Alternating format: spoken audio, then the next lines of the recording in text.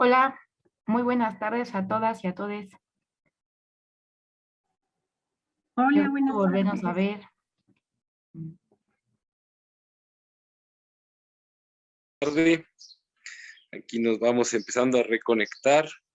Muchísimas gracias nuevamente por su puntualidad. En unos minutitos más ya damos inicio.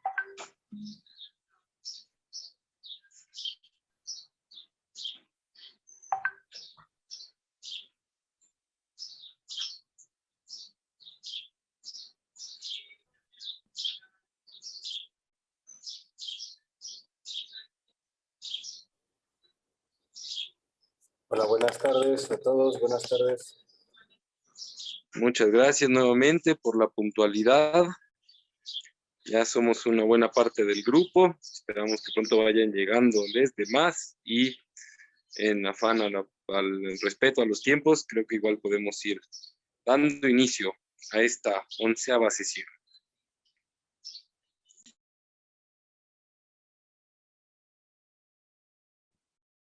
Hola, hola.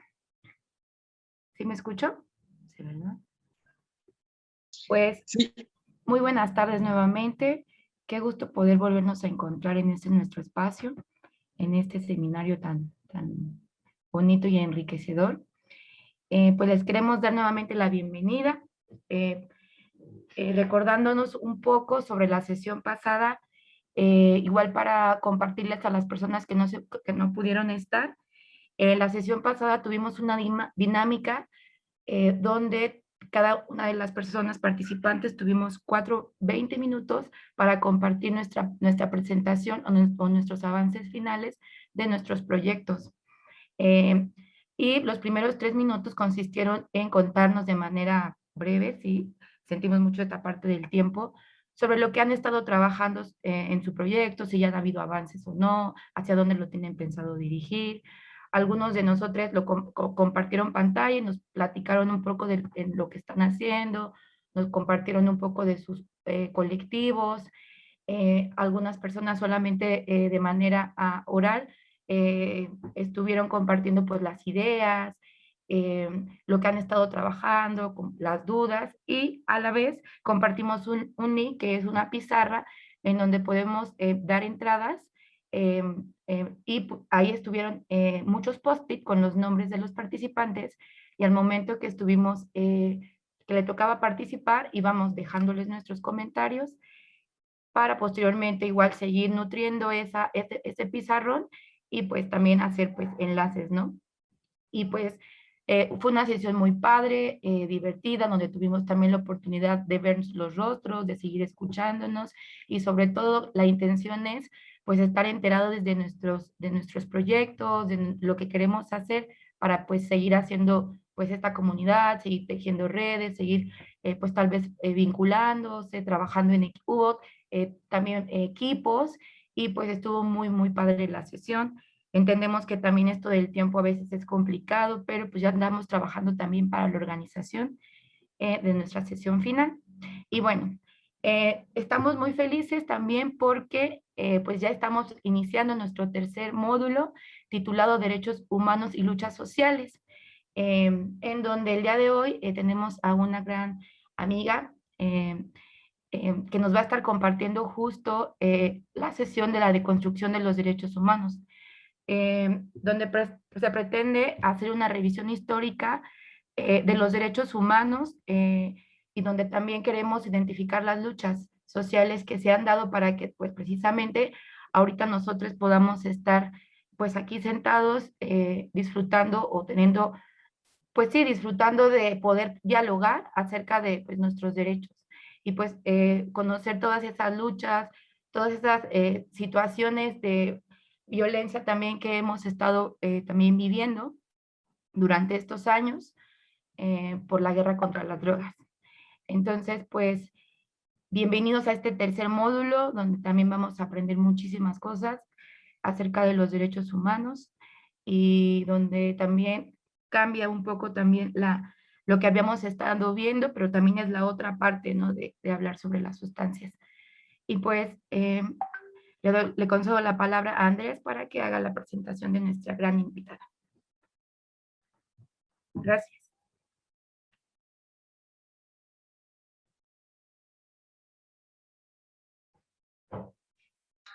Muchísimas gracias, Leslie. Solamente agregar eso, que podamos, por favor, compartir el desarrollo de nuestros proyectos en el cuestionario que les enviamos. Un segundo.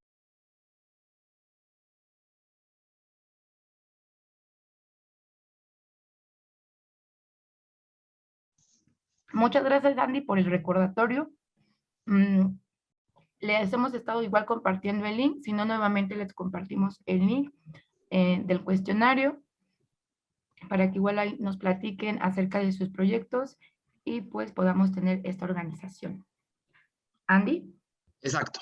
Entonces, justo que ahí podamos tener una pequeña descripción de los proyectos y que podamos conocer de qué manera el enlazarnos como grupo de reductores en el marco de este seminario puede facilitar que estas presentaciones puedan ser adecuadas, que puedan ser completas y que se puedan fortalecer las propias iniciativas.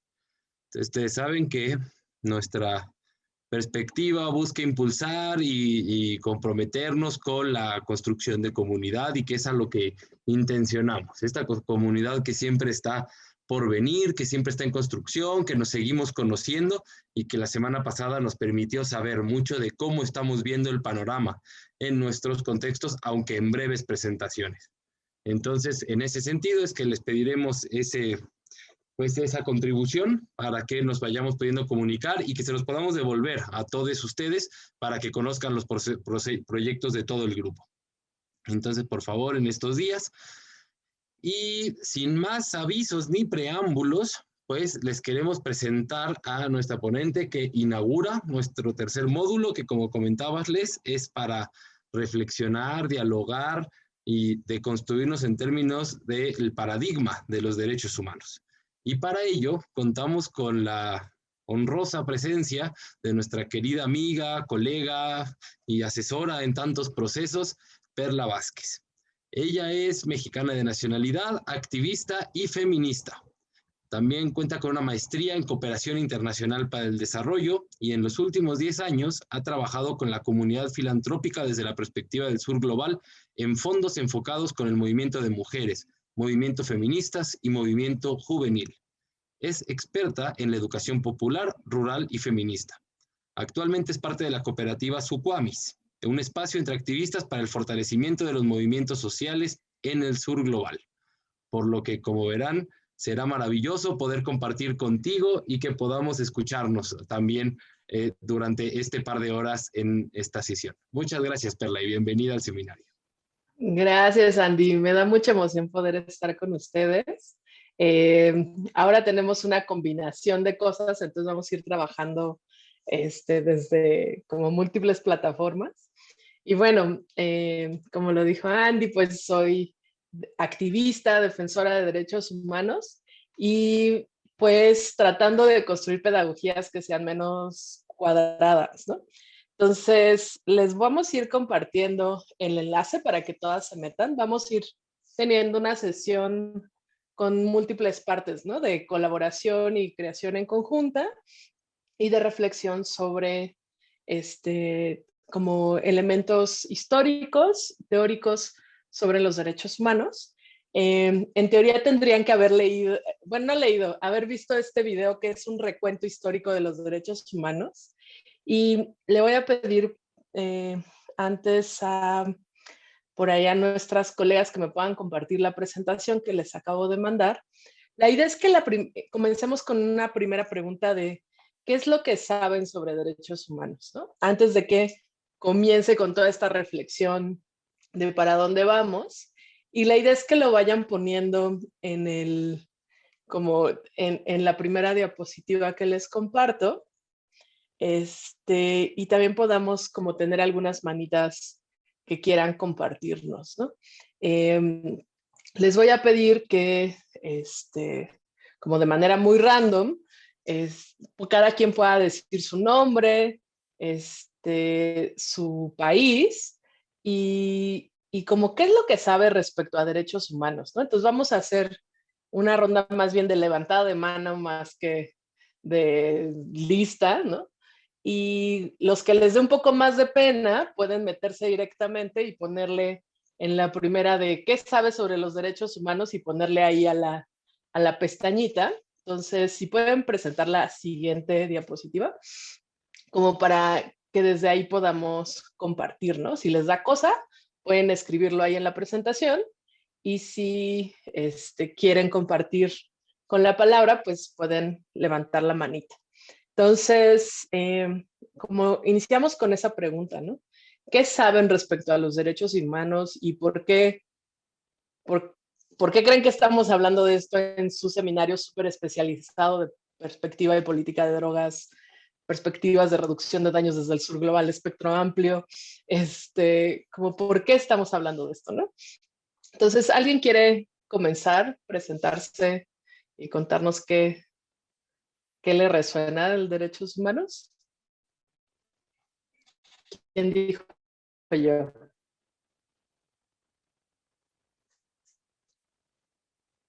No se preocupen, solo van a ser 3 manitas, ¿no?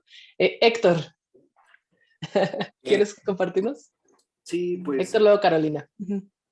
nada más como entender que son autorizaciones o más, algunos como convenciones, o sea, como cosas que decidimos que son autorizadas para definir libertades por solamente ser parte de la especie humana. Perfecto. Héctor, ¿y de qué país eres? Mexicano, Perfecto. ¿Estás en dónde? ¿En la Ciudad de México? en ¿Fuera? Oaxaca, En Oaxaca. sí. Ay, a mí me faltó decir que ando en Michoacán, ¿no? Entonces yo estoy habitando Morelia. Qué bueno, Héctor, mucho gusto desde Oaxaca. Autorizaciones y acuerdos de Ajá, las libertades.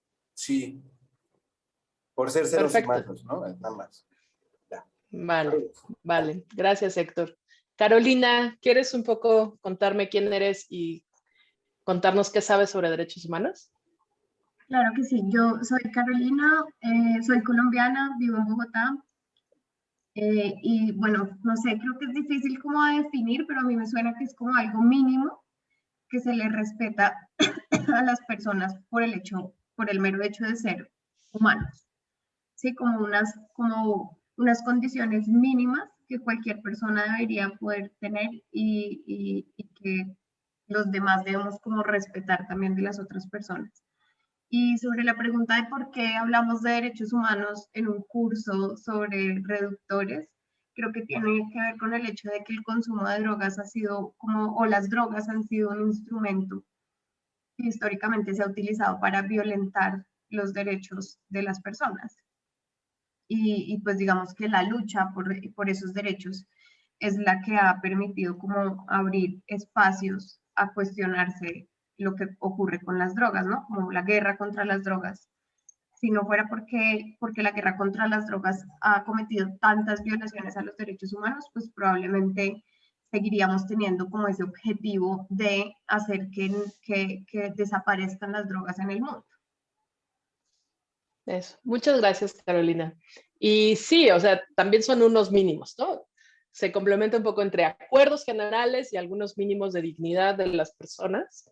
Y cómo vamos a ir en esta complejidad entre la regulación del prohibicionismo y en contra de estos mínimos para las personas. ¿Alguien más quiere compartirnos qué es lo que sabe sobre los derechos humanos?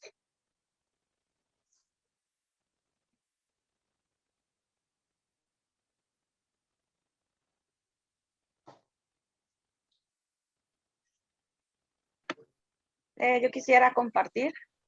Venga, Mi ¿cuál es tu nombre- nombre? Mi nombre es Madaí, yo soy mexicana, vivo en Tijuana, Baja California, aunque ahorita ando en Obregón. Pues que en México es relativamente nuevo el tema de ya implementarlos, ¿no? Creo que es desde 2011 que se firmó un acuerdo como internacional y pues también me gustaría agregar que pues es algo que está en construcción, ¿no? Ahorita también ya se está hablando mucho de nuestros derechos humanos en los entornos digitales y pues que aplican para todos y todas por igual, ¿no? Perfecto, gracias Madaí. Sí, tiene que ver con, aplica a todo mundo y hay algunas como acuerdos más recientes que ahorita vamos a ver qué tan recientes y qué tan antiguos o cuáles son los recientes y cuáles son los antiguos. Pablo, ¿quieres un poco compartirnos qué sabes sobre derechos humanos y desde dónde nos estás acompañando? Sí, hola a todos y todas. Desde Ciudad de México. Y lo que sé, o más bien como la perspectiva que yo tengo de ellos, es que tenemos que comenzar a plantearlos desde otro lado y desde otras posturas, porque finalmente tal como fueron concebidos y los practicamos y se implementan, sirven a un sistema que finalmente no nos deja pensar más allá de lo que es posible dentro de los derechos humanos tal cual están concebidos, donde finalmente podemos decir que los derechos humanos sirven a ciertos países para seguir adelante con los compromisos que ellos mismos tienen con sus poblaciones, pero donde dejan fuera a otros cuerpos y otras formas de ser humano. Entonces, creo que hay que ser críticos de ellos y pensarlos más allá de cómo están plasmados. Perfecto, gracias Pablo. Tenemos a Sol y luego a Ilan. Entonces, Sol, ¿quieres compartirnos? Y después Ilan. Ahí puse la cámara, pero no me veo, no sé dónde está apuntando. Ahora sí, ahora sí. No, claro, lo que quería decir es que es un hito en la historia de los seres humanos, que está escrito en más de 500 idiomas, ¿sí? Adhieren la mayoría de los países, pero no todos, y por ejemplo en nuestro país, en Argentina, tiene jerarquía constitucional, es decir, que es mayor que las leyes, escrito en la Constitución Nacional y que fue convocado por la ONU, y son derechos fundamentales, derechos humanos fundamentales que deben protegerse en el mundo entero de aquellos países que adhieren, ¿no? Y están como la libertad, la igualdad, la seguridad, la no esclavitud, la prohibición de la trata, tortura, etcétera. Eso, muchas gracias, Sol. Ilan, ¿quieres compartirnos qué sabes sobre los derechos humanos? Hola. Hola. Pienso que son acuerdos, justo estaba poniendo en la presentación, ¿no? Acuerdos mínimos y fundamentales para mantener las dignidades humanas. Y creo que se ha buscado darles un marco jurídico, un marco normativo que permita un lenguaje común entre los diferentes lugares donde se aplican, ¿no? Donde debiesen aplicarse. Ahora, que existan no garantizan que sea así, ¿no? Lo que están escritos en un lado no garantiza que se viva y que se ejecuten los derechos humanos básicos. Claro. Gracias, Ilan. ¿Desde dónde estás? Yo desde Argentina, desde Buenos Aires. Perfecto. Yo soy colombiano, por eso no. Por eso el tono, pero en Argentina. Muy por bien. eso el tono, básicamente. Está muy bien, muchas gracias, Ilan.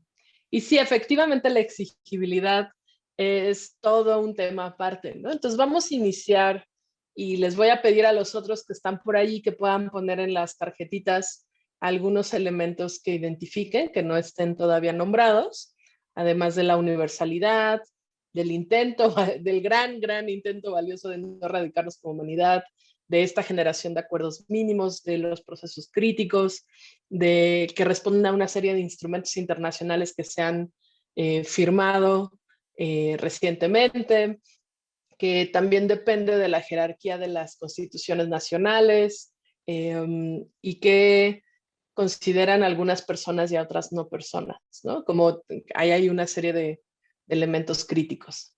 Entonces, les vamos a comenzar. Esta presentación que vamos a iniciar la tienen en la presentación compartida, entonces pueden, si no la alcanzan a ver desde acá, también la pueden ir viendo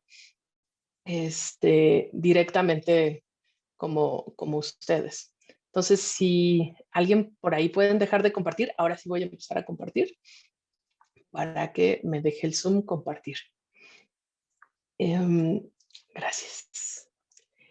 Y Vamos a hacer un recuento muy breve. Yo les compartí un videíto muy general que pueden ver después, pero si no, tenían que haberlo visto antes, pero si no lo vieron pueden verlo después, que es un recuento muy histórico sobre los derechos humanos, sobre todo con la historia del norte global. No sé si se dieron cuenta, es cómo a partir de la Revolución Francesa, el periodo entre guerras, es como el antecedente, y ahí parte de las críticas es qué guerras y quiénes peleándose, ¿no? Y en realidad tiene que ver con cómo el norte global ha generado una serie de disputas por el poder que ha llevado a muchas otras poblaciones a tener que como alinearse a estos acuerdos en periodos bélicos, y que de ahí también surge lo que es el sistema de Naciones Unidas.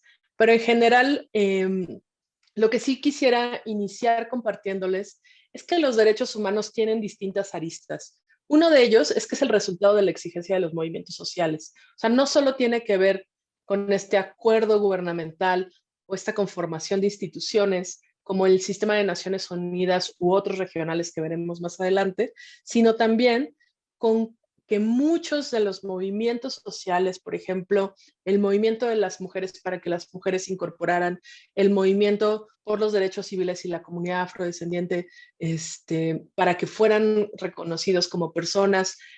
O sea, no solo tiene que ver con acuerdos explícitos en un momento histórico de parte de los gobiernos, sino que esos acuerdos realmente responden a la presión de una diversidad de movimientos sociales, y creo que eso es como parte de los elementos que no se nos debe de olvidar. También por otro lado, justo no son fijos, han sido resultado de procesos históricos y se tienen que ir ajustando, construyendo, acomodando, ¿no? Y lo vamos a ir ahorita viendo sobre las generaciones de los derechos, cómo van incorporándose en función también de cómo la sociedad va siendo más crítica y va haciendo una serie de exigencias en este proceso como más dialéctico de movimiento social cuestionando a los gobiernos o cuestionando a las autoridades de ámbitos distintos, ¿no? No han sido fijos nunca. Y lo que también tenemos que recordar, y que ya lo decían un poco al principio, que son garantías acordadas por los estados para la protección de las personas. Es decir, son acuerdos mínimos entre los estados. Entonces, ahí hay un debate como mucho más filosófico y geopolítico de cómo muchos dicen que algunos derechos humanos son como el marco utópico por el que vamos a seguir.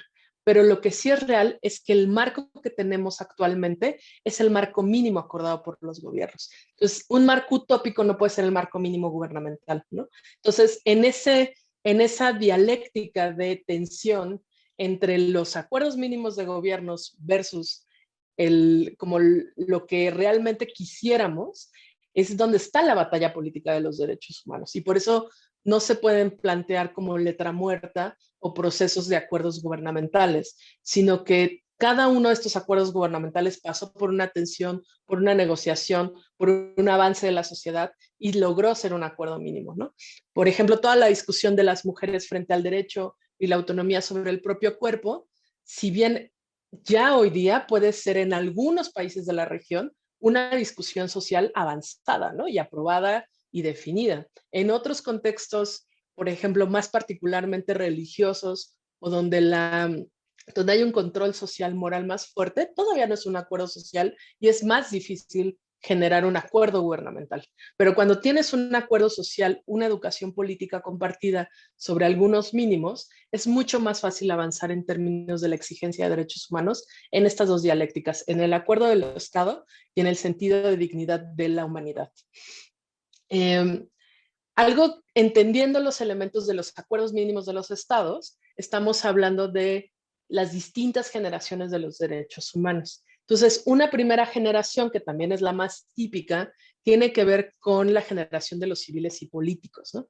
Quienes son personas, quienes pueden ser parte de la ciudadanía, ¿no? Y ahí mucho del cuestionamiento actual tiene que ver con los límites Estado-Nación, ¿no? Los límites Estado-Nación hace que una persona pueda ser ciudadana de un Estado-Nación, pero no de otra, ¿no? Hay algunas experiencias regionales como la Unión Europea que logra tener como una colindancia o Mercosur en su momento, pero que no necesariamente han tenido avances en términos de el ser ciudadano del mundo o ser ciudadano de una región, ¿no? También, por ejemplo, la zona centroamericana ha tenido experiencias sobre paso y tránsito interpaíses, ¿no? Entre ciertas regiones, pero también en general se refería al poder ser votado, al poder votar, la posibilidad, y eso es muy grave, como distintas poblaciones han tenido que pelear o luchar por el ser reconocido como personas y por lo tanto tener derechos humanos. Por ejemplo, los civiles y políticos, si bien todavía las limitaciones tienen que ver con los migrantes, pero también tiene que ver con las infancias y con el acceso al ser votado y derecho a voto de un sistema que generalmente es mucho más adultocéntrico o totalmente heteronormativo, y que justo en la transición de una identidad de género también hay un cuestionamiento de tú ya no eres persona si no tienes la configuración de género de tu nacimiento y no cambias, ¿no? Entonces hay una serie de rupturas ahí que vemos hoy día, que eso no lo veíamos en la primera generación, ¿no? La segunda generación tiene que ver con los derechos económicos, sociales y culturales, y creo que es muy relevante entender que son momentos históricos, ¿no? Creo que ahí es también donde hay un parteaguas en un post-desarrollismo de la revolución industrial, donde el neoliberalismo poco a poco se va afianzando en las economías globales, y también hay un debate en cómo va construyendo el desarrollo económico frente a las comunidades indígenas, ¿no? Y entonces viene toda una generación de reconocer las autoridades, las comunidades originarias que había y que estaban confrontándose con un momento económico neoliberal, ¿no? La tercera generación de los derechos humanos está en materia de justicia, paz, solidaridad. Se empieza a hablar de la etnia, de la raza, de las políticas de desarrollo, del medio ambiente, de las mujeres, de las personas con discapacidad, de la infancia, de los derechos sexuales y reproductivos. Y hay una cuarta generación que recientemente se puede identificar que tiene que ver con todos los ámbitos de los derechos digitales. Cada una de estas generaciones ha tenido una serie de impactos en los distintos instrumentos e instituciones globales primero que hay y después en términos nacionales. Algo que es muy importante identificar, que a partir de estas generaciones lo que se hacen son acuerdos mínimos de parte de los estados y de los gobiernos. Entonces, estos acuerdos mínimos hacen que asuman una responsabilidad. Entonces, cuando estamos hablando de violaciones a derechos humanos, es importante reconocer que los únicos que pueden hacer distintas, ya vamos a ver por cómo en términos de acción, omisión o aquiescencia, son los gobiernos. Los gobiernos son los responsables, los garantes de que su ciudadanía, las personas en su estado-nación, puedan tener el acceso, el disfrute, la exigencia y la justiciabilidad de todos los ámbitos de los derechos humanos. Y como alguien comentaba por ahí, creo que nuestra colega argentina, dependiendo de cada estado-nación, hay distintas responsabilidades que van asumiendo, porque pues los gobiernos claramente no son nada ingenuos, y entre menos logran firmar o acordar, pues son menos responsabilidades que van asumiendo. Mucho de las trampas de los acuerdos internacionales de derechos humanos es que el gobierno dice, sí, sí, claro, yo asumo que, no sé, los derechos digitales de todas las personas son súper importantes, pero tengo una excepción o una omisión en el caso de la ejecución en mi país, ¿no? Entonces van generando una serie de restricciones legales, pero cuando también hay una serie de debates sobre no importa que haya excepciones particulares de parte de los estados, tú puedes referir, y por eso se crean organismos regionales e internacionales de defensa de derechos humanos, donde puedes llegar y generar una exigencia que tu gobierno nacional no está generando. Entonces, primer elemento, los derechos humanos son violaciones de derechos humanos cometidas por los estados, por los gobiernos. Y el otro elemento es cómo son estas, tienen tres elementos, que es por acción, es decir, hay una práctica específica que el gobierno o sus estructuras, creo que en términos de política de drogas, la más simple que podemos ver es la policía, ¿no? Cuando la policía te detiene de manera ilegal, arbitraria, sin procedimiento, etcétera, es una acción directa de parte del gobierno, porque la policía es el monopolio de la fuerza del gobierno. Otro de los elementos tiene que ver con la omisión, y la omisión se refiere a las condiciones que no va generando el gobierno, ¿no? Y entonces, llevándolo tal vez a elementos de la omisión de política de protección a usuarios de drogas, qué políticas están generando, que no haya espacios de atención, que se esté privatizando los servicios de atención para personas con problemas de drogas, etcétera, ¿no? Que no se están generando las condiciones en términos de materia del campo para los productores y tienen que llegar a la producción o ingresarse en la producción con el narcotráfico. Entonces, son otros de los tipos de elementos de la acción por no acción de parte del Estado. El otro elemento es la aquiescencia. Aquiescencia se refiere a cuando la acción del gobierno está disfrazada por elementos no pagados o no funcionarios públicos, pero que están respondiendo a un mandato del Estado. Y aquí uno de los elementos, y más en México y en Colombia que tenemos muy claro, son los procesos paramilitares, ¿no? Los procesos paramilitares son las acciones típicas comandadas por gobierno, que realmente son pagados por gobierno, responden a intereses claros y políticos, sobre todo de territorio específico en contra de movimientos sociales muy específicos, pero que legalmente o oficialmente no son parte del Estado, ¿no? Y entonces, evidentemente, la forma más difícil de comprobar las acciones del Estado es por aquiescencia, ¿no? Porque claramente se cubren y el Estado va a generar una serie de medidas para que no puedan reconocer que todos los paramilitares que contrató o las armas que tenían eran de parte del Estado. O sea, va a generar una serie de medidas para poder evadir esas responsabilidades. Pero entonces la violación a derechos humanos tiene que ver con 3 elementos: por acción, por omisión, por aquiescencia.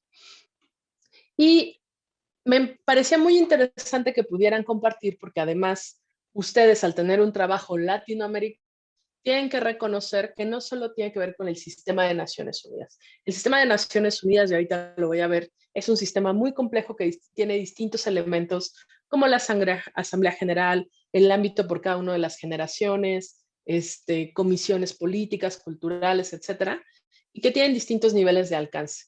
Pero algo que se han dado cuenta es que también se tiene que identificar los distintos niveles de protección que hay desde lo inmediato y lo local, ¿no? Y también es identificar cómo muchas veces cuando estamos avanzando en un nivel muy amplio del sistema de Naciones Unidas, ya tenemos derecho a un medio ambiente sano, limpio y libre de contaminación, pues realmente en términos nacionales no tenemos constituciones políticas o normativas que vayan en consonancia con ese acuerdo internacional. Entonces, si bien en los niveles de protección inician en lo local y en lo inmediato, sobre todo mucho de la base de esta pirámide tiene que ver con la movilización de sociedad civil, es decir, los defensores y defensoras de derechos humanos que van buscando pelear porque haya una homologación, porque lo que sí es muy habitual es que no hay una coincidencia entre el acuerdo internacional gubernamental y el ejercicio local y comunitario que hay sobre derechos humanos, ¿no? Después, como el análisis es la política pública, y después las instituciones y sus normativas, ¿no? Es decir, no sé, por ejemplo, la Comisión Nacional de Derechos Humanos o la Comisión de Derechos Humanos de Buenos Aires, pero no hay una federal, etcétera, como todo lo que tiene que ver con la defensa de derechos humanos locales, después estatales y luego nacionales, y de ahí como la esfera más amplia son los marcos constitucionales que hay en cada uno de los países. Muchas veces hay esta discusión que compartían de qué tanto, y fueron reformas que fueron pasando a partir del 2000, que la Constitución iba por encima o por debajo de los acuerdos internacionales.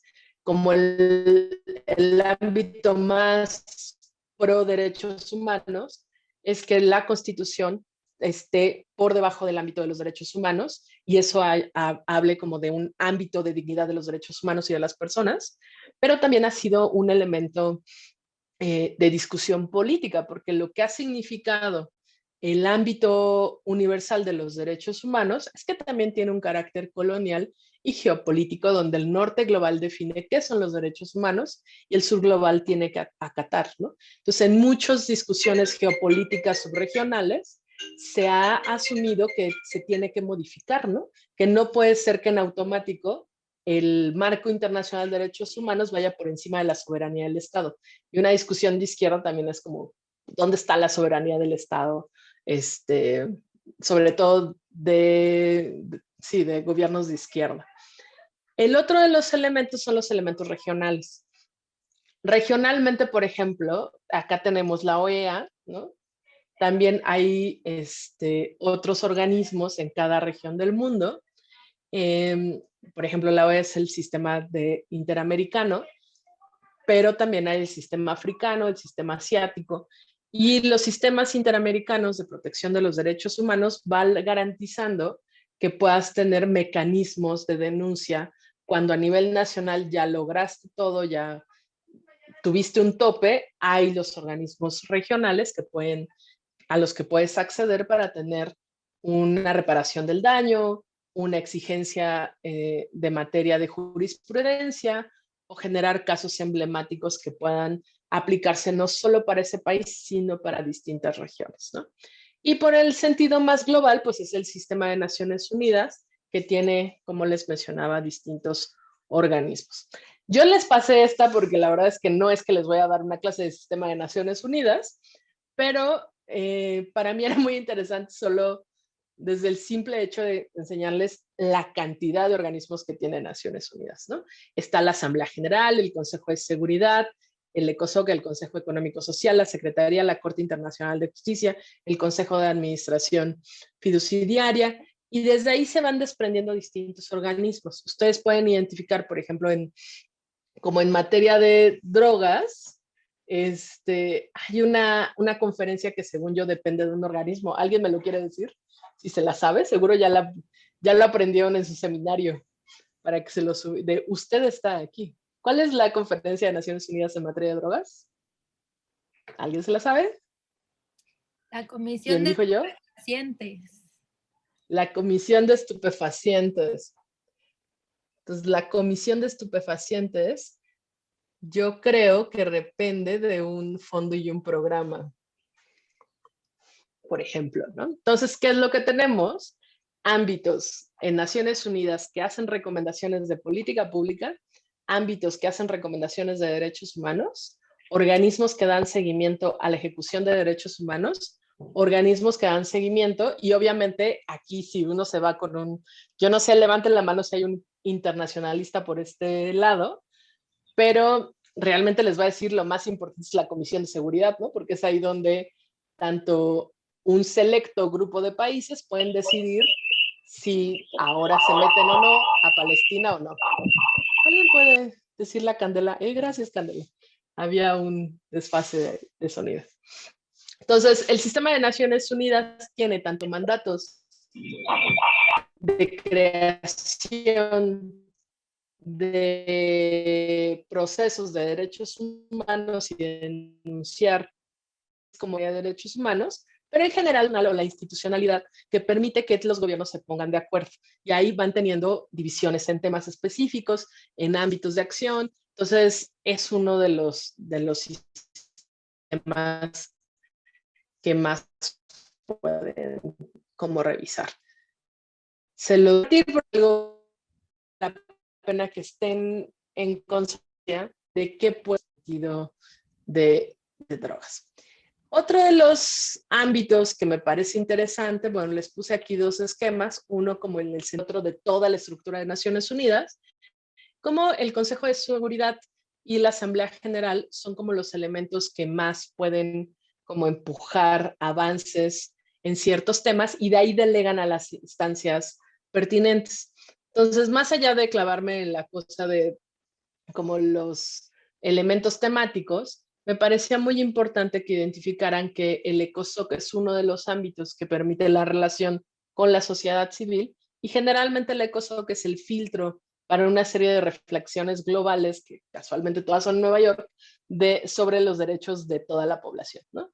Entonces, las instancias más estratégicas, pues generalmente es la Asamblea General y el ECOSOC y todos los mecanismos que hay respecto a materia y temas de derechos humanos. Yo creo que uno de los elementos interesantes es pensar en cómo la política de drogas y el margen de afectación a los derechos humanos va atravesando distintas poblaciones, como por ejemplo todo lo que tiene que ver con mujeres usuarias o afectadas por la política de drogas, da una ruta de defensa de derechos humanos. Si pones en el centro las comunidades indígenas, da otra ruta de derechos humanos si quieren seguir el sistema de Naciones Unidas.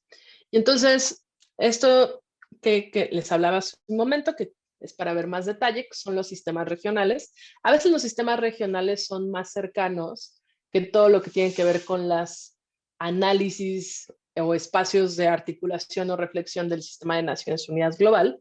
Y bueno, los instrumentos que se han generado para tener estos espacios o esta institucionalidad son declaraciones de derechos humanos, pero por región, ¿no? Y entonces ahí lo que fueron haciendo los sistemas regionales es diciendo, sí, muy bien lo global, pero hay elementos muy particulares de cada región del mundo que se pueden ir construyendo, ¿no?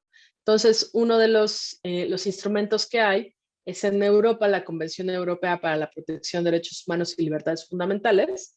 Creo que sería interesante, tal vez ya lo hicieron, pero yo creo que la Convención Europea deberá de ser la más adelantada en materia de política de drogas, valdría la pena revisarla. Los elementos en las Américas es la Convención Americana sobre Derechos Humanos, el famoso Pacto de San José, que habla sobre los derechos económicos, sociales y culturales. El Pacto de San José es un acuerdo sobre los derechos humanos básicos que realmente se refieren solo a la región. En África está la Carta Africana sobre los Derechos Humanos y de los Pueblos, y en los Estados Árabes la Carta Árabe de los Derechos Humanos. Los mecanismos para que puedan acercarse a la ejecución, exigibilidad, justiciabilidad de estos derechos humanos es la Corte Europea de Derechos Humanos, la Comisión Interamericana y la Corte Interamericana de Derechos Humanos. En el caso de las Américas tenemos tanto la Corte como la Comisión, y en el caso africano tenemos la Comisión Africana de Derechos Humanos y la Comisión Africana, es un error, y la Corte también de Derechos Humanos. Entonces, voy a ver un poco si hay alguna pregunta. Así ya vi las preguntas. Está bien. Gracias, Amaya, por la instancia de Naciones Unidas. Claro, que es la Oficina contra la Droga y el Delito y la Comisión de Estupefacientes. Y la Junta Internacional de Fiscalización de los Estupefacientes. Gracias, Amaya.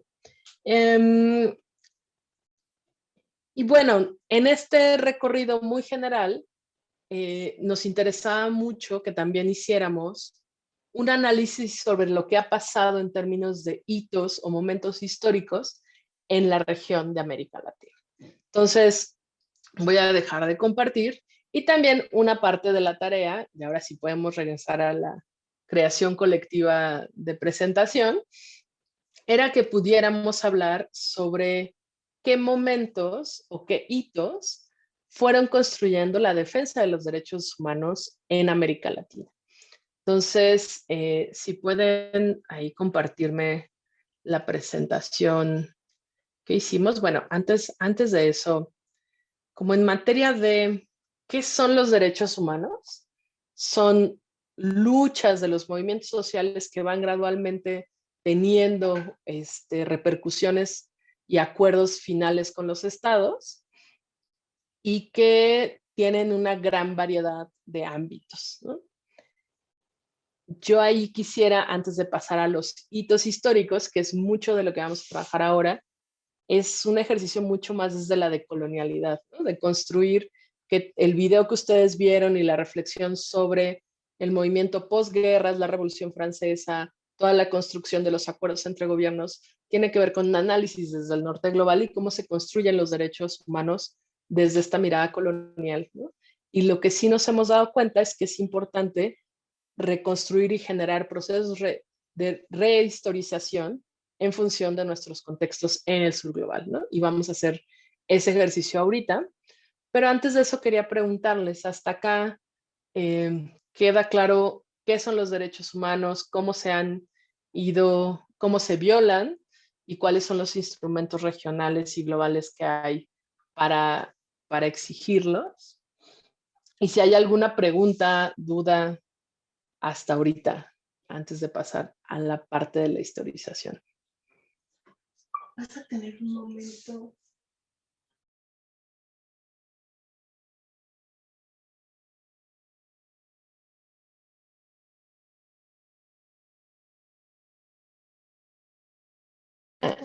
Todo claro, muy bien. Entonces parece que seguimos. Muy bien. Entonces, tenían una tarea que era poner cuáles son los momentos históricos que han fomentado los derechos humanos en sus comunidades. Entonces, lo que yo hice fue dividir en como muy aleatoriamente, ¿no? Tenemos allá abajito, y puse como varias, si pueden seleccionar esa, puse uno primero de 1500 a 1900. Hay distintos momentos históricos que van abonando, y puede ser hasta antes de 1500. Yo solo le puse los elementos como pensar en lo que fue todo el periodo de la conquista, la colonialidad, hasta antes de 1900 o la creación de los estados-naciones, ¿no? Pueden seguir a la siguiente, porfis. Entonces, la idea es que pueda haber una creación colectiva entre todos y que vayan poniendo qué momentos históricos identifican que se generaron, que fueron aporte, avance para los derechos humanos en sus comunidades y sobre todo identificar estos hitos históricos más allá de la centralidad de la historia en nuestras comunidades. O sea, cuando hablamos de México, hablamos de lo que pasa en Ciudad de México, pero no necesariamente lo que pasa en distintos estados, ¿no? Cuando hablamos de América Latina, generalmente hablamos de México, Argentina, Brasil, y no hablamos de Centroamérica y el Caribe. Entonces, como un poco es como invitarles a tratar de compartir estos hitos. Luego vamos a ir a la siguiente parte, que es, si le pueden avanzar por favor a la diapositiva, los vamos a ir creando colectivamente entre todas. Entonces, todos tienen que tener acceso a la presentación, está aquí en el chat. Entonces, si le avanzan al siguiente, claro. Entonces, de 1900, 1950, hay un momento muy interesante en América Latina de conformación Estado-Nación, dictaduras, etcétera. Luego nos vamos a ir más adelante y vamos a ir por décadas, ¿no? Entonces, yo voy a ir haciendo una presentación sobre los movimientos sociales de América Latina y de ahí ustedes van a ir acomodando y recuperando y llenando estas tarjetitas en conjunto. Entonces, vamos a ir de 1950 hasta el 2000 y luego del 2000 hasta el 2021. Entonces, va a ser un proceso colaborativo. Vamos a, les voy a volver a poner aquí el acceso al documento y les voy a ir compartiendo los hitos que yo alcanzo a ver en lo general y que me van a faltar un montón. Y ustedes a la par van a ir llenando las tarjetitas en el año que se acuerden de cosas. Entonces, espero que haya quedado clara la instrucción. Pueden ir repitiendo y anotando lo que voy diciendo para que al final podamos revisarlo desde lo que yo les estoy compartiendo, pero desde lo que cada uno sabe de su comunidad y su territorio, en tanto hitos en materia de derechos humanos. Entonces, si pueden parar de compartir pantalla y les voy a compartir yo pantalla. Muchas gracias. Entonces, como uno de los elementos que para mí es muy importante también como feminista, activista, defensora de derechos, es poder reflexionar juntos cuáles han sido los hitos que identifico y que identificamos dentro de los movimientos feministas, los movimientos amplios de mujeres, los movimientos indígenas como hitos o momentos que van impulsando defensas particulares de derechos humanos, ¿no? Entonces, como saben, hay dos ámbitos, ¿no? Este acuerdo final que ya se logra hacer con los estados, pero por el otro lado, elementos previos que van generando o configurando causas que después se vuelven exigencias comunes o agendas mínimas de los movimientos de derechos humanos. Entonces, algo que es interesante para hablar de los acontecimientos y los momentos en Latinoamérica es que es muy difícil no abordar o no entender lo que ha significado la lucha de los movimientos sociales sin entender todo el proceso de colonialismo y de conquista y por lo tanto la devastación de las culturas originarias, ¿no? La división muy general, que también era muy imperialista, tenía que ver con la división entre aztecas, mayas, incas, ¿no? En términos de emporios guerreros, pero que a la vez estos emporios tenían controlados ciertos ciertas comunidades como menos guerreras y menos imperialistas, ¿no? Por ejemplo, en la región que yo estoy ahora, los purépechas, pues se la pasaban peleándose con los aztecas todo el tiempo y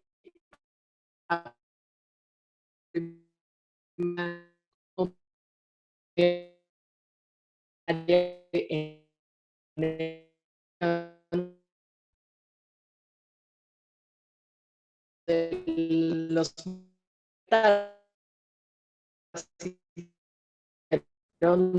desde la colonialosa, no necesariamente tan comunidad azteca, ¿no? Y me parecía relevante compartirlo porque no se puede entender tampoco la...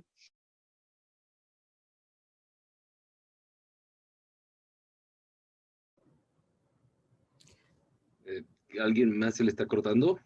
Sí. Creo que se me cortó. ¿Ya me escuchan bien? Ya. Sí, un poquito desde antes de que empezaste a mencionar los aztecas. A mí se me empezó a cortar. Ay, perdón, se fue, algo le pasó a mi internet, pero ya regresó. Entonces, a lo que me refería es que estos distintos, es importante hablar de las comunidades originarias, no solo de de estos imperios, sino de las otras alrededor de ellas, porque no se puede entender la historia de América Latina sin entender el colonialismo que hubo después, ¿no? Y la devastación y la construcción también de una serie de élites al respecto, ¿no? Y entonces, lo que podemos ver son, en el momento de la colonización, como esta colonización desde el norte global hacia el sur, ¿no? Particularmente lo que es España y Portugal, que son los territorios más grandes que podemos identificar, pero que también Gran Bretaña, después Gran Bretaña, también Estados Unidos en el caso de más del norte de México, pero también Francia y Holanda van generando una serie de colonias también en la zona del Caribe, ¿no? Y entonces, cómo este proceso de colonización va generando también una resistencia, sobre todo en materia de derechos humanos. El primer debate que hay tiene que ver con si las comunidades originarias o las comunidades indígenas tenían alma, ¿no? Entonces, la primera reivindicación en materia de derechos civiles tiene que ver con el debate sobre que sí, los indígenas tenían alma y por lo tanto eran personas. Y fue muy interesante ese debate, al menos en con la colonia española, porque se va construyendo a partir de las élites aztecas que quedaron, sobre todo las mujeres que no fueron devastadas, las hijas de los emperadores, etcétera, se dan cuenta que pueden armar, y hay una serie de relatos muy interesantes sobre la corte española, de cómo logran pelear frente a la corte española, que sí tienen alma, y eso garantiza que al menos en palabra del acuerdo colonial, las comunidades indígenas no tuvieran el carácter de no alma y esclavos en comparación de las comunidades afrodescendientes que sí venían como esclavos, ¿no? Y eso genera que eso no garantiza realmente que no existiera esclavitud con las comunidades indígenas, pero logra tener una connotación distinta sobre el clasismo y la explotación de las comunidades indígenas. Y eso no pasó igual en distintas partes de América Latina, ¿no? La colonización en Portugal se da distinto, ¿no? Y creo que también hasta en el sur, en lo que es Argentina, la región andina, la dinámica se da distinto con las comunidades originarias y la relación de poder que hay, ¿no? Entonces, mientras yo estoy haciendo esto, yo espero que ustedes vayan llenando el de 1500 a 1900 con los datos maravillosos que yo no tengo idea de sus regiones y de sus contextos. Y bueno, otro de los elementos tiene que ver con la independencia de la parte que era la corona española, donde realmente es un conflicto que se asume que es la independencia de los pueblos mesoamericanos, pero realmente es una definición y dictaminación a partir de las invasiones a España y que ahí definen darle la autonomía, ¿no? Por eso en septiembre generalmente son las independencias y casualmente también a nivel de cada una de las colonias había guerrillas y guerritas locales de los, como de los actores que eran también españoles, pero ya viviendo acá, que no tenían la autonomía de la corona española. Y entonces es una independencia que va generando a partir de 1800 un debate sobre qué tanto la corona española tenía que definir las cosas que pasaban en la Nueva España, ¿no? Y poder tener como una autonomía en términos sobre todo económicos, ¿no? Y ahí lo que se va debatiendo sobre quién es persona y quién no es persona tiene que ver con si los mulatos son personas, la discusión sobre castas y razas, ¿no?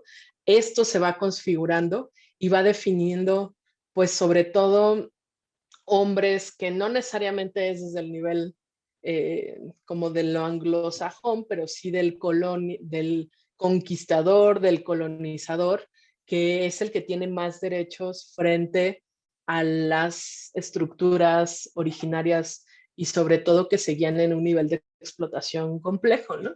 Entonces se va perpetuando distintos niveles de distinción de quién es el señor respetable con derechos, ¿no?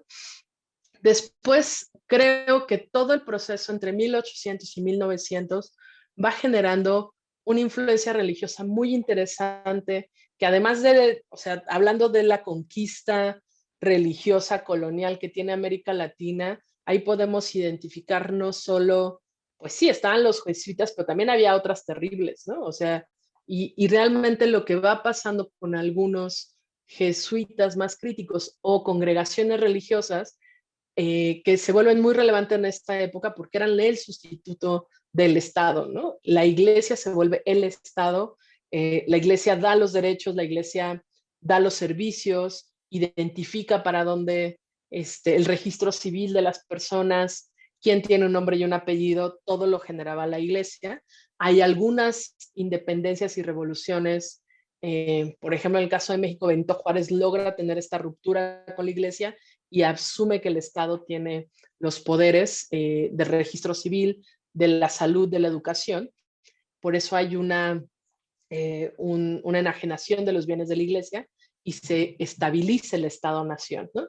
Pero sí me gustaría que ustedes ahí pusieran en estas diapositivas qué pasó en Colombia, qué pasó en Argentina, qué pasó en otras latitudes respecto al avance de los derechos, ¿no? Porque no se puede entender sin una, todavía, por ejemplo, Costa Rica y algunas otras constituciones de América Latina tienen en la constitución que son apostólicos, católicos y romanos, ¿no? La separación iglesia-estado quedan en parte del Estado, ¿no? La universidad privatizada o los servicios de salud también están en manos de la iglesia. Entonces, esta ruptura o no ruptura del Estado va combinando y creo que para entender los derechos humanos tenemos que entender como el papel de la iglesia, ¿no? Y que la iglesia tiene distintos papeles en América Latina, desde la conservadora hasta la más progresista, ¿no? Y en cada uno de los países de la región, su papel político fue distinto. Algunas fueron más conservadoras, otras menos. Pero sí hay una influencia de los jesuitas que van buscando la discusión más en función de la explotación y de la pobreza del Jesús pobre, ¿no? También alrededor de 1900, la conformación de Estado-Nación va garantizando que pues, se pueda reconfigurar después de este pleito entre una conquista, una colonización, los debates entre los que se quedaron como conquistadores pero colonizados, las autoridades locales que no se logran reconocer, de idiosincrasia, culturas, pues van generando entonces realmente estamos hablando de solo 100 años de estados-nación que van teniendo un sentido mucho más democrático, con una perspectiva de derechos humanos. Y uno de los elementos que es un hito para América Latina tiene que ver con la teología de la liberación. La teología de la liberación, a partir de los jesuitas y de otras congregaciones, más bien es el gremio de congregaciones de izquierda de la iglesia que están más en el trabajo comunitario, en el Jesús es pobre, pero también no se puede hacer, iba a decir proselitismo religioso, que tal cual es proselitismo, pero difundir la palabra de Dios si no vas a las comunidades. Sí, y sin entender las desigualdades, ¿no? Sin entender la injusticia social. Y para América Latina, la teología de la liberación va sentando poco a poco a lo largo de toda América Latina las bases de una discusión de tal cual, primero los pobres, ¿no? Los pobres son los que están explotados, tienen desigualdad, tienen poco acceso a la salud, a la educación, ¿no? Y tenemos que identificar cómo se van generando una serie de espacios de debate, reflexión en materia de la teología de la liberación, que evidentemente va generando procesos revolucionarios en distintas latitudes, entendiendo también que en el mundo lo que está pasando es que la gente está peleándose en las guerras mundiales, ¿no? Y estaban en una división bipolar del mundo, del capitalismo-socialismo, y que estaban tratando de configurar otras condiciones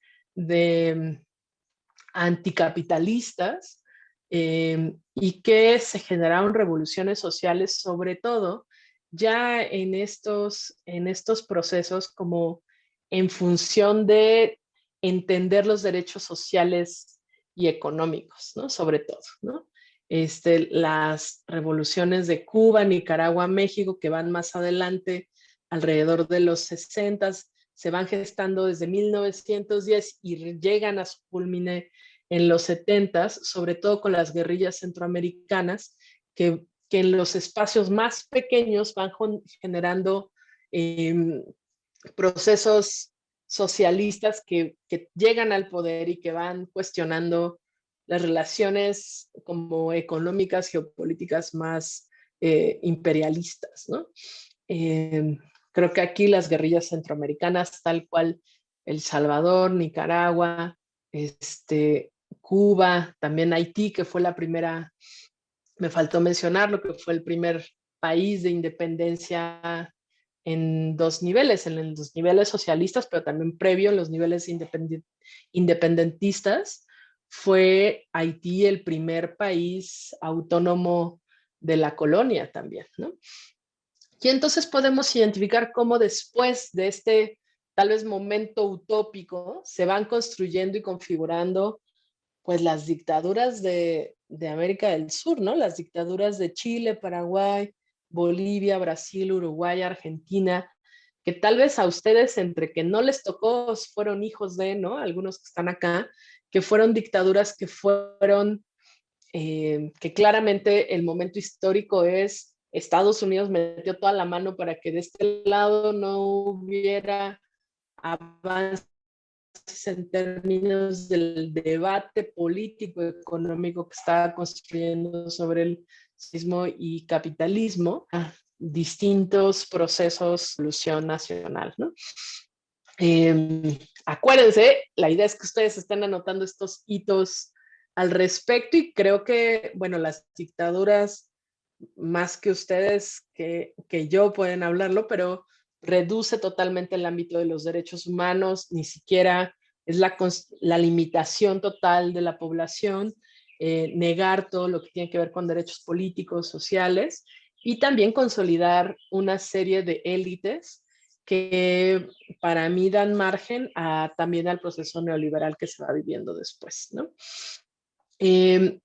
Porque este margen permite o va configurando estas élites que van expropiando, y bajo el argumento del desarrollo, expropiando todos los recursos naturales de América Latina frente o a empresas transnacionales o a corporaciones de élites de cada uno de los países y encrudece las desigualdades muy claras que comienzan en los 80 sobre el neoliberalismo, que instala en los países de América Latina la privatización y que van construyendo una serie de reacciones sociales, de movimientos populares, movimientos sociales en contra de este mal llamado desarrollo económico que va incrementando la desigualdad económica en cada uno de los países y que realmente consolida. Había un debate muy interesante de los sociólogos de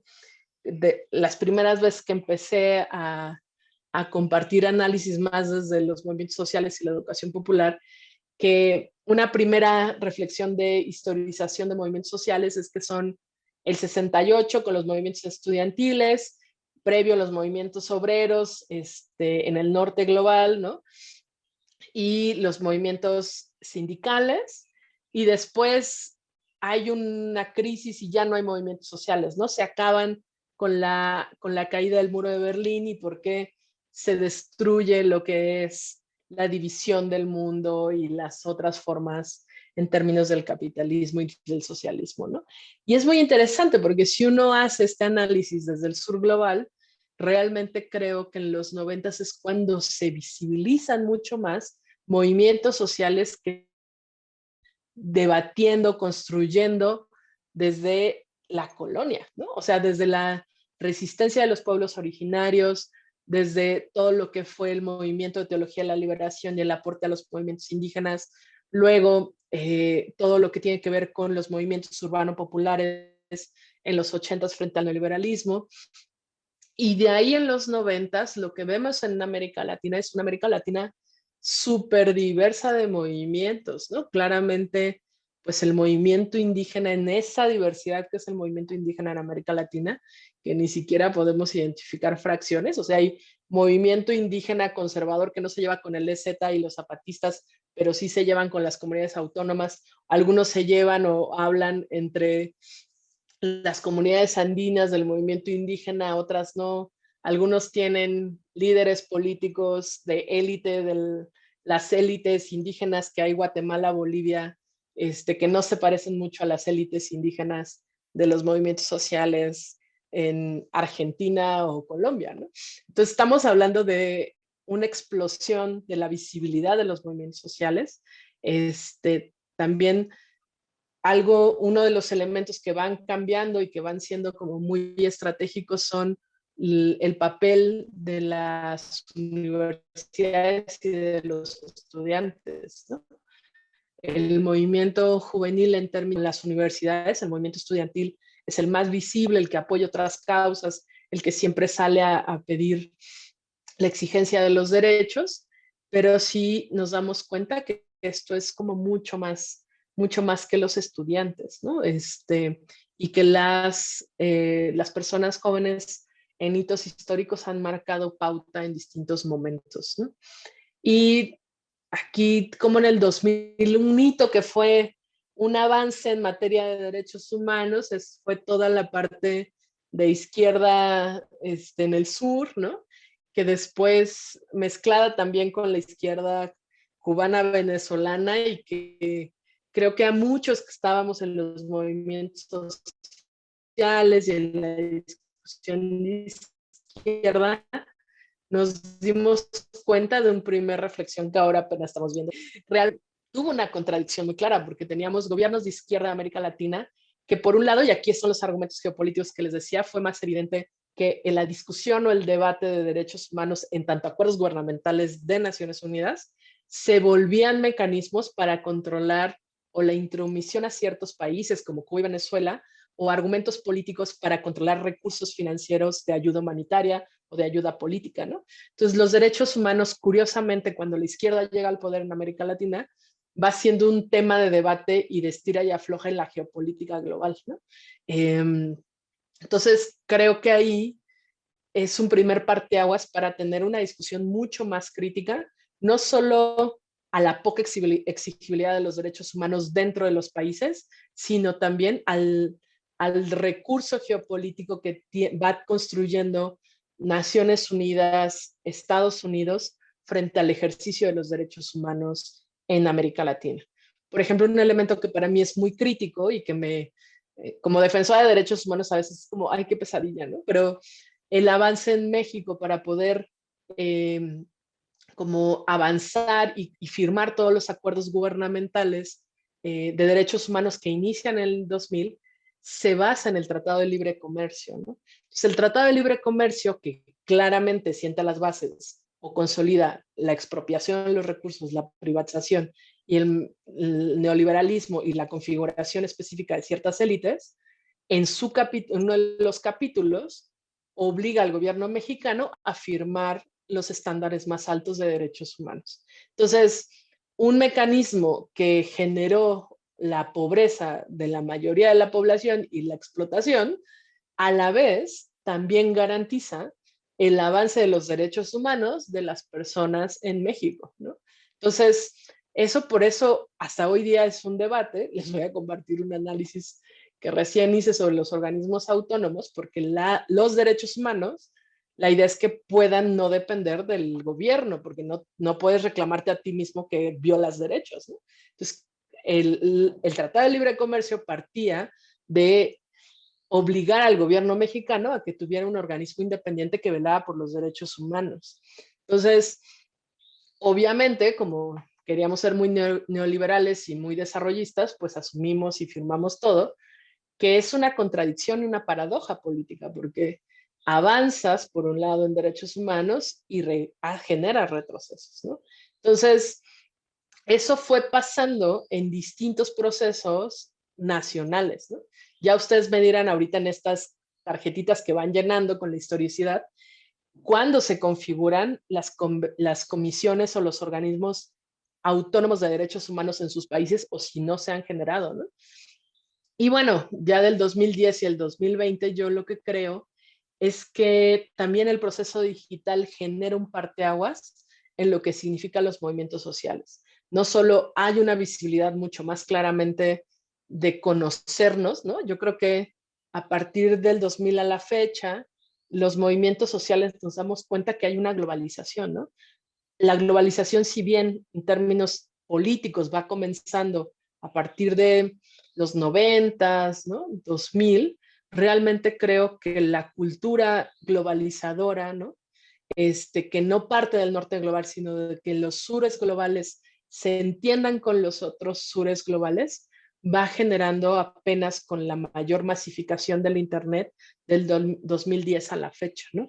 Y ahora ustedes pueden ver un diálogo político internacional, global, que antes solo estaba permeado por las élites políticas, tanto de los movimientos sociales, ¿no? Porque también los movimientos sociales son súper diversos, ¿no? Y están, como les decía, los obreros, los sindicatos, los partidos políticos también se consideran movimientos sociales por la clásica sociología, ¿no? Entonces tú tienes la Internacional Socialista, por ejemplo, que es un espacio de articulación y solidaridad internacional que todavía se reúne hoy día, pero antes era el espacio de encuentro de la articulación de izquierda y progresista de los partidos políticos de todo el mundo, ¿no?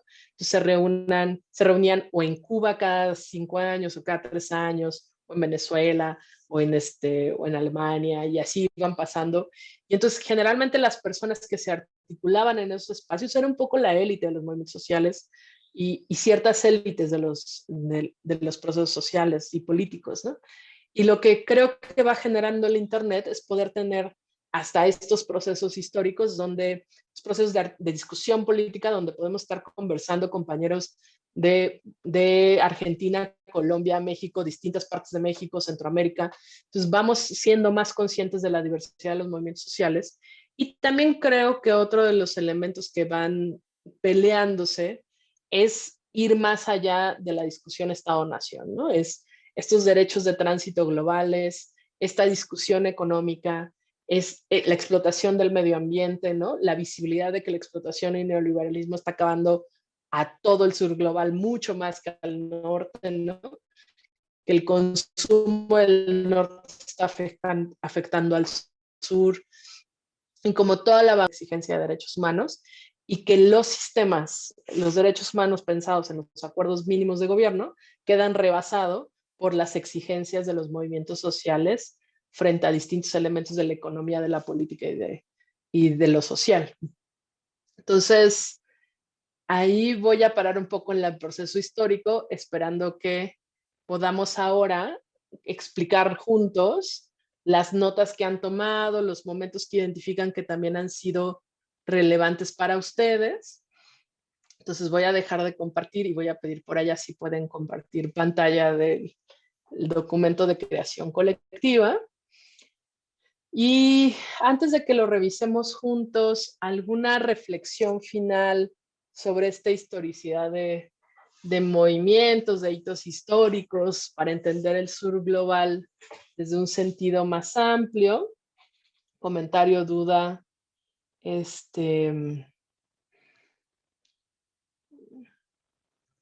comentario, duda, según yo creo que me queda poco tiempo, ¿verdad? Yo puedo hablar horas, tienen que interrumpirme. ¿Vamos bien? Ok. Vamos súper bien, Perla. Yo igual, justo también, nomás aprovechando que abres también un poquito la palabra, comentar que ahorita que lo decías, pensaba cómo también quizás las políticas de drogas se pueden ver como un acuerdo internacional del sistema de derechos humanos que viola derechos humanos. Y como que veía un poco esa contradicción que desde ahí es la crítica y desde el espacio del cual nace. Entonces que es interesante quizás ese fenómeno analizado a partir de la segunda mitad del siglo pasado. Eso, gracias, Andrés. Y además, pues sí, fui súper rápida en recuentos icónicos y la verdad es que sí me gustaría mucho ver todo lo que pusieron ustedes en las tarjetitas. Entonces, ¿quién puede compartir la pantalla para ver la presentación? Ay, qué bueno, sí pusieron, muy bien. Entonces, si quieren, comencemos el 1500. Sí, Andy, ¿querías decir algo? No, que hay muchas contribuciones. Sí. Entonces, ¿alguien quiere compartir como esta reflexión compartida, alguna reacción de 1500 a 1900? Como qué elementos no habían visto. Qué bueno que hayan podido poner varias cositas. ¿Alguien nos puede compartir lo de Sal si puedes? Año 1831 en Uruguay. ¿Nos puede contar más al respecto de eso? Ay, sí. Perdón, es que estaba anotando justo en otra post-it.